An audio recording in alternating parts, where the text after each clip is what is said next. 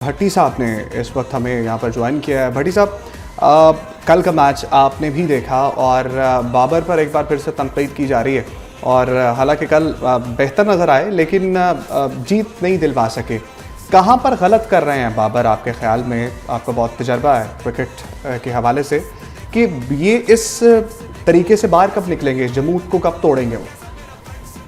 देखिए, मुझे लग रहा है कि बाबर आजम एक तो अंडर प्रेशर हैं।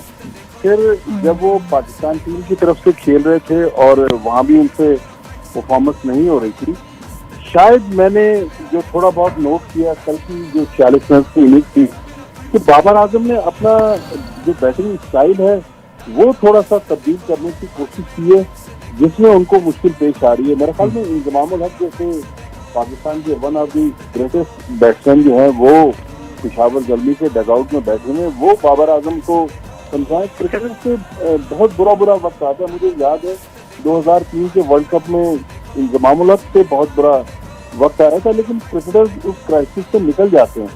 लेकिन बाबर आजम लग ऐसे रहा है कि आजकल चूंकि media, electronic media, social media का दौर है, एक तो वो सबसे पहले तो जो मेरा उनको मशवरा है कि वो सोशल मीडिया से थोड़े देर के लिए दूर हो जाए और इंजमाम जैसे बड़े प्लेयर के साथ या किसी और को अगर वो बेहतर समझते जो उनको गाइड कर सके, बल्कि एक फॉरेन कोच गालिबन फॉस्टर उनका नाम है, वो भी पेशावर ज़ल्मी के डगआउट में बैठे हुए, उनसे पूछें कि उनसे कहाँ गलती हो रही है। लेकिन बहरहाल बाबर आजम जो है वो काफ़ी मुश्किल में दिखाई दे रहे हैं और काफ़ी प्रेशर में दिखाई दे रहे हैं। और एक जो इंटरेस्टिंग चीज़ जो अभी तक मीडिया उसको हाईलाइट नहीं कर रहा, मैं आपको बल्कि एक लिहाज से इंतखाब करूं कि कराची में जो आखिरी 3 मैचेज हुए हैं, इनमें जो रमीज राजा के दौर में 2023 में हमने ऑस्ट्रेलिया के शहर पर्थ से मट्टी मंगवाई थी।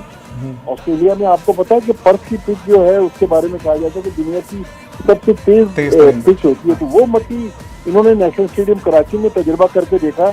अब आप देखें, पाकिस्तान क्रिकेट बोर्ड ने जो पिच बनाने के लिए क्यूरेटर हायर किया हुआ है, टोनी हैमिंग, वो भी ऑस्ट्रेलियन, मट्टी भी ऑस्ट्रेलियन, जिस बंदे ने कल मैच जितवाया कराची किंग्स को, डेविड वार्नर, वो भी ऑस्ट्रेलियन। लेकिन हम वो पिच बना नहीं पा रहे हैं। हमने जो पिच बनाई वो तो घुटने से गेंद नीचे जा रही है, वहाँ तो सर से ऊपर पर्थ में गेंद जा रही होती है। तो ये तजुर्बा जो था ऑस्ट्रेलिया से मट्टी मंगवाने का, हमने करोड़ों रुपए खर्च की, ये भी मेरे ख्याल में नाकाम रहा। भट्टी साहब, आपकी मौजूदगी का फ़ायदा उठाते हुए एक आवाम के इंटरेस्ट का सवाल पूछ लेते हैं। बहुत सारी लड़ाइयाँ चली हैं कौमी क्रिकेट टीम की कोच के हवाले से भी, और जैसन गिलेस्पी ने भी बहुत से बयान दिए। फिर कल एक बयान आया कि पीसीबी ने कहा है कि जैसन गिलेस्पी ने हमारे पैसे देने हैं, हमने उनके पैसे नहीं देने। तो मौजूदा हालात को देखते हुए क्या हम एक फ़ॉरेन कोच ही एक्सपेक्ट कर रहे हैं कौमी टीम के लिए, या फिर जो है वो नेशनल कोच की तरफ ही आएंगे? देखिए, जैसन गिलेस्पी ने चूंकि कॉन्ट्रैक्ट की वायलेशन की है, और जाहिर है अब जैसन गिलेस्पी अगर किसी इंटरनेशनल अदालत में भी चले जाते हैं, तो जब उन्होंने खुद कॉन्ट्रैक्ट की वायलेशन की है तो उनको तो पीसीबी को पैसे देना होंगे, वरना पीसीबी का माजी में भी कोचिंग के साथ मसला रहा है, लेकिन पैसों का कभी पाकिस्तान क्रिकेट बोर्ड का मसला नहीं रहा।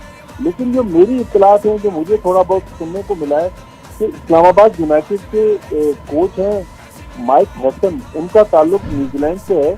न्यूजीलैंड का एक सूबा है ओटागो, वहाँ से उनका ताल्लुक है। वो 2018 या 19 तक न्यूजीलैंड के हेड कोच रहे, कीनिया के भी हेड कोच रह चुके हैं। उनसे पीसीबी की निगोशिएशन जारी है। तो पीसीबी इस वक्त व्हाइट बॉल के लिए, जो मेरी इत्तलात है, हो सकता है कि बाद में ये इत्तला सही साबित हो जाए या सही साबित ना हो, लेकिन इस वक्त सब आप कह रहे हैं तो सही साबित होगी।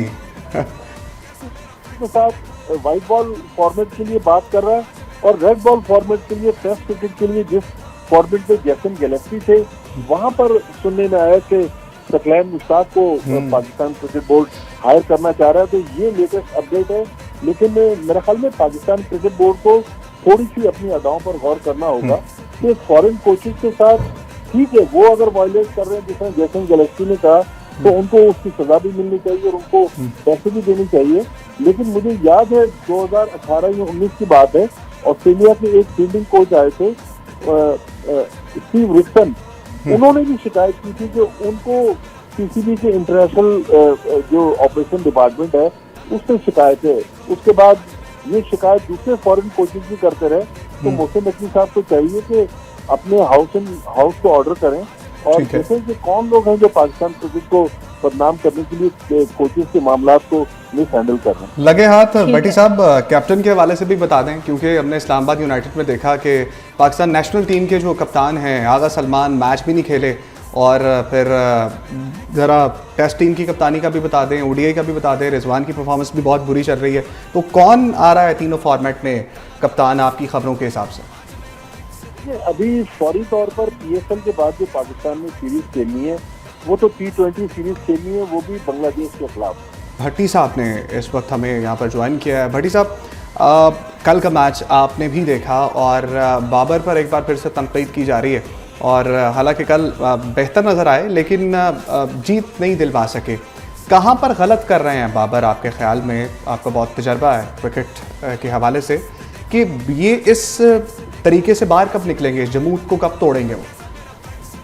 देखिए, मुझे लग रहा है कि बाबर आजम एक तो अंडर प्रेशर हैं, फिर जब वो पाकिस्तान टीम की तरफ से खेल रहे थे और वहाँ भी उनसे परफॉर्मेंस नहीं हो रही थी, शायद मैंने जो थोड़ा बहुत नोट किया कल की जो 46 रन की इनिंग थी, कि बाबर आजम ने अपना जो बैटिंग स्टाइल है वो थोड़ा सा तब्दील करने की कोशिश की है, जिसमें उनको मुश्किल पेश आ रही है। मेरे ख्याल में इंजमामुल हक जैसे पाकिस्तान के one of the greatest batsman जो हैं वो पेशावर जलमी के डगआउट में बैठे हुए, वो बाबर आजम को समझाएं। क्रिकेटर से बहुत बुरा वक्त आता है। मुझे याद है 2003 के वर्ल्ड कप में इंजमामुल हक से बहुत बुरा वक्त आ रहा था, लेकिन क्रिकेटर्स उस क्राइसिस से निकल जाते हैं।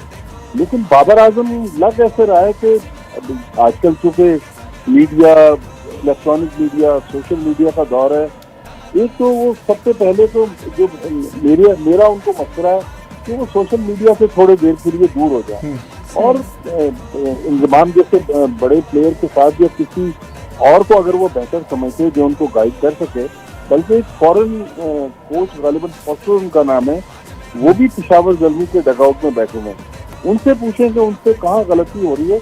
लेकिन बहरहाल बाबर आजम जो है वो काफी मुश्किल में दिखाई दे रहे हैं और काफी प्रेशर में दिखाई दे रहे हैं। और एक जो इंटरेस्टिंग चीज जो अभी तक मीडिया उसको हाईलाइट नहीं कर रहा, मैं आपको बल्कि एक लिहाज से इंतखाब करूं कि कराची में जो आखिरी 3 मैचेज हुए हैं, इनमें जो रमीज राजा के दौर में 2023 में हमने ऑस्ट्रेलिया के शहर पर्थ से मट्टी मंगवाई थी।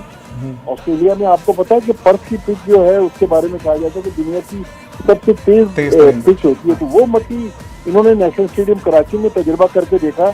अब आप देखें, पाकिस्तान क्रिकेट बोर्ड ने जो पिच बनाने के लिए क्यूरेटर हायर किया हुआ है टोनी हैमिंग, वो भी ऑस्ट्रेलियन, मट्टी भी ऑस्ट्रेलियन, जिस बंदे ने कल मैच जितवाया कराची किंग्स को, डेविड वार्नर, वो भी ऑस्ट्रेलियन। लेकिन हम वो पिच बना नहीं पा रहे हैं।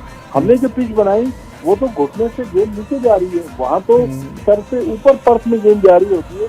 तो ये तजुर्बा जो था ऑस्ट्रेलिया से मट्टी मंगवाने का, हमने करोड़ों रुपए खर्च की, ये भी मेरे ख्याल में नाकाम रहा। भट्टी साहब, आपकी मौजूदगी का फ़ायदा उठाते हुए एक आवाम के इंटरेस्ट का सवाल पूछ लेते हैं। बहुत सारी लड़ाइयाँ चली हैं कौमी क्रिकेट टीम की कोच के हवाले से भी, और जैसन गिलेस्पी ने भी बहुत से बयान दिए। फिर कल एक बयान आया कि पीसीबी ने कहा है कि जैसन गिलेस्पी ने हमारे पैसे देने हैं, हमने उनके पैसे नहीं देने। तो मौजूदा हालात को देखते हुए क्या हम एक फॉरेन कोच ही एक्सपेक्ट कर रहे हैं कौमी टीम के लिए, या फिर जो है वो नेशनल कोच की तरफ ही आएंगे? देखिए, जैसन गिलेस्पी ने चूंकि कॉन्ट्रैक्ट की